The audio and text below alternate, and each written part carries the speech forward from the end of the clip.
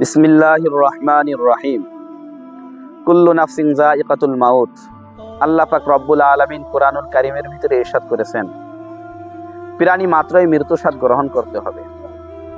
যার ভিতরে নফস আছে, যার ভিতরে রূহ আছে, তার একদিন মৃত্যুবরণ করতেই হবে। এটা আল্লাহ পাক রব্বুল আলামিনের পক্ষ থেকে অবধারিত একটা বিধান। এই বিধানের উপরে কলম ধরার মতন অতীতে কেউ ছিল না, এখনো কেউ নাই, ভবিষ্যতেও কেউ থাকবে না। সবাইকে একদিন এই দুনিয়া ছেড়ে পরকালে যেতে হবে। আল্লাহ পাক রব্বুল আলামিন যার জন্য যতটুকু হায়াত রেখেছেন, তার ততটুকুই দুনিয়ায় থাকার অধিকার রয়েছে, সে ততদিন দুনিয়ায় থাকতে পারবে। যখন মউত চলে আসবে, তখন তার আর দুনিয়ায় থাকার কোনো অধিকার থাকবে না, সে দুনিয়ায় আর থাকতে পারবে না। আল্লাহ পাক রব্বুল আলামিন কোরআনুল কারীমের অন্যত্র ইরশাদ করেন, ফাইযা জাআ আজালুহুম লা ইস্তাখিরুনা সাআতাও ওয়া লা ইস্তাকদিমুন।